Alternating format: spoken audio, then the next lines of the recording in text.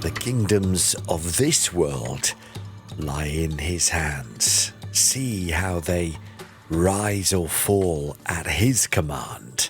Through sorrow and distress, tempestuous storms that rage, God's kingdom yet endures from age to age. This is Mission 66, brought to you by TWR and the Bible teaching ministry of Dr. Luis Sayao. Today, we're stepping into 2 Samuel, offering timeless lessons of repentance, justice, mercy, and relying on God's guidance. You can follow along with your downloadable study guide at mission66.org. Here's John Matthews with Esther Sisulu to guide our study. Our journey through the life-giving Word of God, the Bible, continues right here on Mission 66. 1 Samuel told us about the rise of the prophet Samuel and the reign of King Saul, from his anointing to his tragic death 40 years later. But we were also introduced to David, the giant killer, and his rise to the kingdom, which is now chronicled in 2 Samuel. Here's our teacher, John Matthews, who will present to us the first chapter with the theme, Appropriate Mourning. Esther, thank you so much, and a very warm welcome to Mission 66. Wherever you join us from today, it is good to be with you. And you know, in recent episodes, we've been in the first book of Samuel, which explains this transition from the period of the judges to the monarchy in Israel. Now, the ancient Hebrew monarchy began then in the 11th century BC before Christ with Saul, a king who ultimately was rejected by God because he followed his own way rather than God's.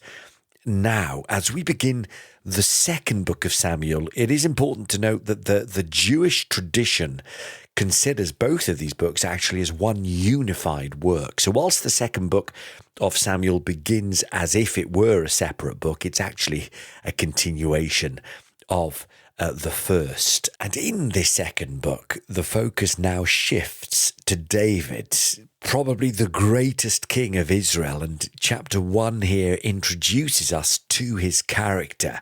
We already know that Saul had died by his own hand after he was wounded during a battle with the Philistines. And now with the throne temporarily vacant, we witness a transition as the kingdom is finally delivered into David's hands and in fulfillment as well of God's promise. But we see as we look at David, we see no impatience on his part to actually grab and take hold of the throne. And it begins here in chapter 1 as he's informed about the death of Saul. So let's observe David now and see how he responds and what he says. Verse 1.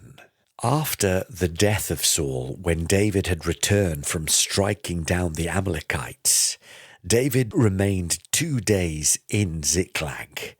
And on the third day, behold, a man came from Saul's camp with his clothes torn and dirt on his head. And when he came to David, he fell to the ground and he paid homage. And David said to him, "Where do you come from?" And he replied, "I have escaped from the camp of Israel." And David said to him, "How did it go? Tell me." And he answered, "The people fled from the battle, and also many of the people have fallen and are dead. And Saul and his son Jonathan are also dead." Then David said to the young man who told him, "How do you know that Saul and his son Jonathan are dead?" And the young man who told him said, "Well, by chance I happened to be on Mount Gilboa, and there was Saul leaning on his spear. And behold, the chariots and the horsemen were close upon him. And when he looked behind me, he saw me, and he called to me, and I answered, 'Here I am.' And he said to me, 'Who are you?' And I said to him, I answered, 'I'm an Amalekite.' And he said to me, 'Stand beside me and kill me, for anguish has seized me, and yet my life still lingers.' So I stood beside him and killed him, because I was sure that he could not live after he had fallen. And I took the crown that was on his head and the armlet that was on his arm, and I've brought them here to my Lord. Now there was told a lie. I'm sure as you were listening, you were thinking, hang on, that's not what we read before, because we know that Saul's death was by his own hand, not by the hand of this Amalekite. But notice the situation that David is now facing. Saul, who'd been pursuing David, is now dead. And then David receives this news from a foreigner, an Amalekite, who fabricates his story, seeking to win David's favour by claiming to have killed Saul, David's greatest enemy. His intention is clear. He wants to gain advantage, a political advantage maybe, and secure a reward or position in David's future reign. And he certainly didn't expect the reaction that David gave to this bad news. Verse 11, then David took hold of his clothes and tore them, and so did all the men who were with him. And they mourned and wept and fasted until evening for Saul and for Jonathan his son, and for the people of the Lord and for the house of Israel, because they had fallen by the sword. And David said to the young man who told him, where do you come from? And he answered, I am the son of a sojourner, an Amalekite. And David said to him, how is it that you were not afraid to put out your hand to destroy the Lord's anointed? Then David called one of the young men and said, go, execute him. And he struck him down so that he died. And David said to him, your blood be on your head, for your own mouth has testified against you, saying, I have killed the Lord's anointed. Now remember the story.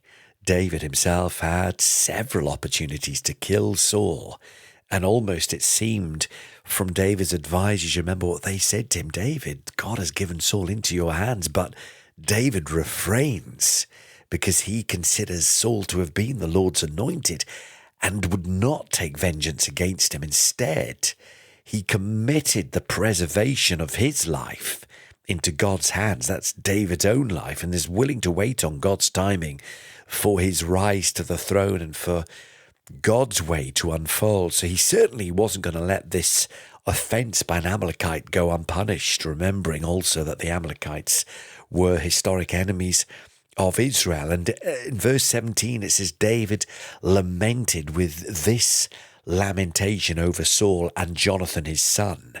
Now, because David and Jonathan were really good friends, even though Jonathan's father was Saul, when David learned of the deaths, though, of both Saul and his friend Jonathan, we see that it struck him at his very heart, and he cried for Jonathan. And being a musician skilled on the harp, he composes this lament, a lyric poem, if you like, to be sung to music, lamenting the deaths of both Saul and Jonathan. And verse 18 says, and he said, it should be taught to the people of Judah, this lament. Behold, it is written, this lament, in the book of Jasher. Now, the book is no longer to be found, but David's lamentation is recorded here from verse 19 in 2 Samuel. And this is how it reads. Your glory, O Israel, is slain on your high places. How the mighty have fallen. Tell it not in Gath. Publish it not in the streets of Ashkelon, lest the daughters of the Philistines rejoice, lest the daughters of the uncircumcised exult. David concerned there that Israel's enemies may celebrate the tragedy. The lament goes on. You mountains of Gilboa, let there be no dew or rain upon you, nor fields of offerings. For there the shield of the mighty was defiled, the shield of Saul not anointed with oil. From the blood of the slain, from the fat of the mighty, the bow of Jonathan turned not back, and the sword of Saul returned not empty. Saul and Jonathan, beloved and lovely. in life and in death, they were not divided. They were swifter than eagles. They were stronger than lions. You daughters of Israel, weep over Saul, who clothed you luxuriously in scarlet, who put ornaments of gold on your apparel. How the mighty have fallen in the midst of the battle. Jonathan lies slain on your high places. I am distressed for you, my brother Jonathan. Very pleasant have you been to me. Your love to me was extraordinary, surpassing the love of women. How the mighty have fallen, and the weapons of war perished. And so David doesn't seize this opportunity to advance his own leadership. Instead, he mourns appropriately for Saul, for Jonathan, the Lord's army, and indeed the people of Israel. What stands out here is that David doesn't rejoice in Saul's death or rush to claim the throne. He understands that the kingdom is not his, it's God's to give. And he trusts completely and implicitly in God's timing. And so David grieves for Saul and for Jonathan, and in doing so he shows this remarkable character that has been moulded by God through the trials and the tribulations that he'd suffered.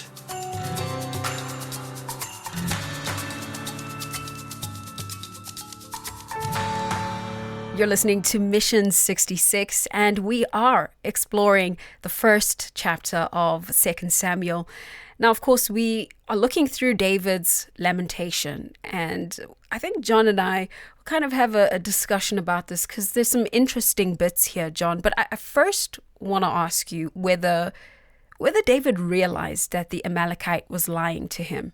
I think the answer to that must have been no, Esther, because this was the first time that David had heard about this, and he wouldn't have known the actual truth until later on. So, David doesn't explicitly believe or disbelieve the man based on what we can read in this account in the Bible. I believe what happened here was the Amalekite probably came across Saul's body, and he's an opportunist. He grabs certain items that David recognized as clearly belonging to Saul. And the Amalekite, I think, sees this opportunity to ingratiate himself with David, and he hopes to get some kind of reward or promotion or be looked favorably upon when David becomes king. But what David actually does is he administers punishment to the man because he's confessed to committing a murder, even though he didn't do it. I bet he might have regretted having confessed to that, knowing what his outcome would have been. All right, well, let's go back to the lamentation that David wrote in verse 21. It says here, "You mountains of Gilboa, let there be no dew or rain upon you, no fields of offerings. For there the shield of the mighty was defiled, the shield of Saul, not anointed with oil." What does that mean? Well, these mountains of Gilboa, first of all, they were in northern Israel and a significant part as well in the life of King Saul and his sons. That mountain range was also strategically important because it was the high ground, and it was also noted for its variety of plants and pretty flowers that would grow there, which is interesting, isn't it, in the light of David's word saying, "Let there be no dew now or rain upon you," calling down that, I guess that kind of curse upon the land, that part of the mountain. Yeah. And what about the shields not being anointed with oil? Yeah, good question. This interesting one, because oiling the shields was something that was done when an army was getting ready for battle. And the thinking was the oil would make the shield slippery, so it would then deflect enemy swords and arrows. Now, look, this is my own opinion about it, but to say that the shields were not oiled speaks to me of Saul not being the aggressor against the Philistines, and that he would have been content to be at peace if possible. So David is suggesting in his lament that this was a battle that really didn't have to be. If the Philistines hadn't attacked, which makes the death of his friend Jonathan even harder to bear. You know, considering the history between David and Saul, you know, with Saul being David's enemy and persecutor, do you think that David was sincere when he wept for Saul? You know, because I wonder if this poem was actually written with that intention of truly mourning him. Yeah, I think so. I think he was sincerely sad. He had spent a fair bit of his life, alongside Saul, and there were happier memories early on. And, the verse clearly says there that he mourned appropriately. And Saul was, after all, chosen as the king of Israel. And so David refused to remove him from that position on his own. He said, I'm not going to kill God's anointed. He was going to wait for God to be the one to decide his fate. I think good on David for making that decision. It's a good lesson for all of us. But let's go ahead and move on to verse 22. Here it says, from the blood of the slain, from the fat of the mighty, the bow of Jonathan turned not back. The sword of Saul returned not empty. Yeah, and what that means is that Saul and Jonathan weren't cowards. And when it was time to fight, that they fought, and they fought hard, and, they did their best to make the enemy pay for their lives. You have a great way of dissecting this poetic language, John. Let's go to verse 23. Saul and Jonathan, beloved and lovely. In life and in death they were not divided. They were swifter than eagles. They were stronger than lions. Let's get into that. Well, again, here David is merely actually giving honour to whom honour is due, and both of them, we can discern from this, were brave and capable warriors, and they weren't divided. That means that Jonathan didn't abandon his father, even in those later years when, his judgment was being called into question, and he was, well, frankly, declining. Jonathan could easily have run off and left his father to his fate, but he didn't. He actually stands by him in the midst of peril. And, let's think about that. Jonathan was David's best friend, and so there must have been an internal tear inside him, and he must have seen David and just witnessed David's grace and his godliness in the way that he dealt with his dad, Saul. But yet he still stands by him right to the last. And verse 24, you daughters of Israel, weep for Saul, who clothed you luxuriously in scarlet, and who put ornaments of gold on your apparel. Well, that means that the women who may have been tempted to criticize Saul should remember that their country had prospered actually during Saul's reign, and they shouldn't be so quick to criticize the leadership as long as they'd benefited from his rule. All right, John. Well, now we come to verse 26, and that reads, I'm distressed for you, my brother Jonathan. Very pleasant have you been to me. Your love to me was extraordinary, surpassing the love of woman. I think we can really get a sense of just how much David loved Jonathan. What do you have to say about that? Yeah, it's lovely, isn't it? I've got two brothers myself, and it's sometimes when you have that special bond with somebody, and it doesn't come around that often in life, if at all, sometimes you just don't need to say anything. In terms of, you don't need to say any words. There's just almost, you're on a wavelength, and there's a beauty in the relationship, an ease in the relationship, when you just love being with someone, and certainly that is the case, with my brothers. And, David here underlining, you used I think that the word brotherhood, or it's a lovely word to use between them, and how special it is to have this friend who in many ways was closer than a brother. And then that reminds me of that lovely verse where it says that Jesus is the friend who sticks closer than any brother ever could. And that is a beautiful, lovely thing. Yeah, that was a beautiful description of their relationship. And I think we all aspire to be in friendships and relationships that are that close. But now let's pay this close attention to the text here, John, because what stands out about David's behavior is this kind of calm demeanor and his attitude towards power. You mentioned that he did not rush to occupy the throne. So he's really laid back about this. Yeah, he certainly has a perspective, doesn't he? A wise perspective. He's in no hurry to get to the throne. And look, let's put ourselves a little bit in his situation. You know, he's surrounded and will be surrounded by plenty of Saul's relatives, and they're going to hold a grudge against him. They're going to believe that he personally plotted to remove Saul and grab power. So there'll be a lot of misinformation surrounding David. We see it from the perspective of hindsight written in the Bible. We know the beginning of the story from the end. But being in David's position, we might think, oh, God, the way is clear from him now. Just, push on. So, David has people around him who don't have his best interests at heart. But this anger around him was misplaced, because it was God who actually removed Saul and arranged for David to sit on the throne. And actually, human history is one big, long storybook of one king or leader overthrowing or replacing another, the rise and the fall of kingdoms. And we don't always know a person until they get a little bit of power in their hands.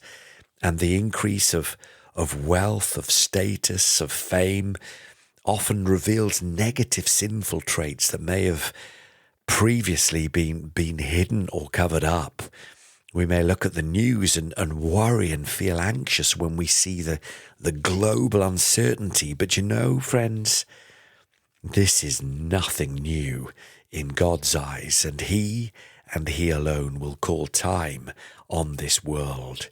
It reminds me of the verse of an old Welsh hymn that goes, "The kingdoms of this world lie in His hands.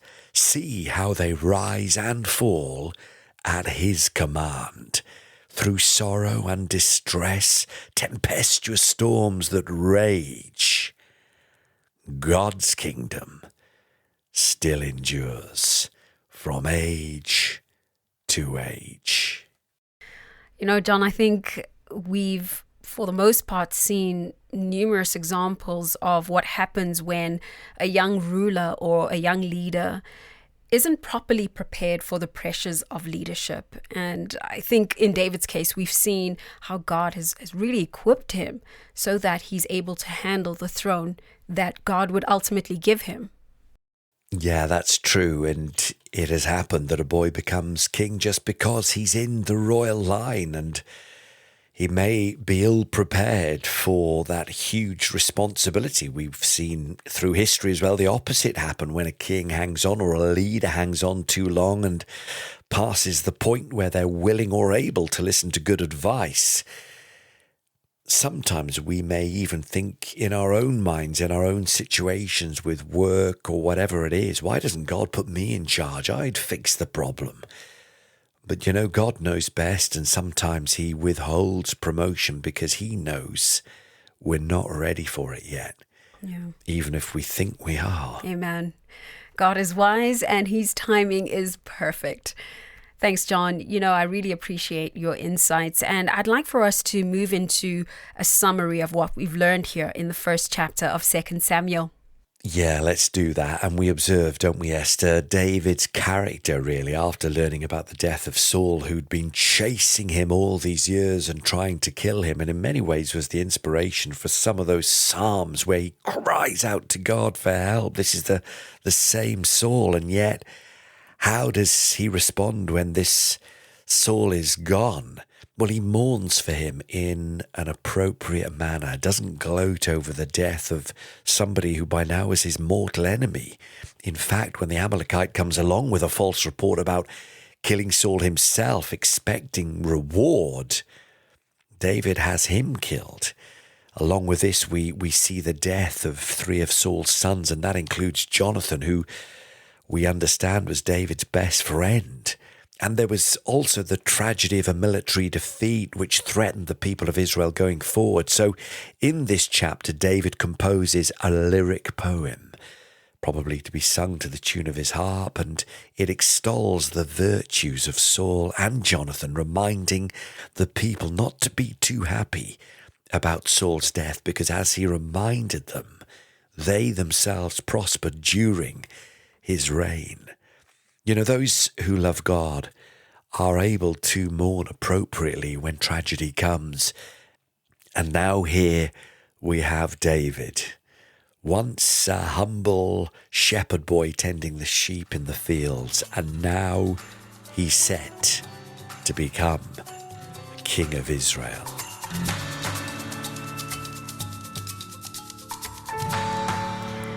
And that's where we leave it for today, dear friends. Thank you, as always, for joining us. Next time, we will take you even further into 2 Samuel as we continue to look at the account of Israel's second king, King David. Now, before we go, I really want to thank you for your prayers and your financial partnership with Mission 66. All of that allows us to reach listeners in multiple languages around the world. Now, if you'd like to make a donation to the ministry, please visit mission66.org. That's mission66.org. Well, until next time, friend, thank you for being here. God bless you. Let me remind you to head on over to mission66.org to download your study guide. It's free. Dive deeper into the Bible teaching of John Matthews and learn how it all relates to your Christian walk. Tag along with John and Esther on our Bible road trip episode by episode. Your study guide's waiting for you at mission66.org. That's where you can also post your questions or make a comment, and even help out with a donation to keep Mission 66's heart beating around the world. Hop on over to mission66.org. Mission 66 is a partnership of TWR and the ministry of Dr. Luis Sayao.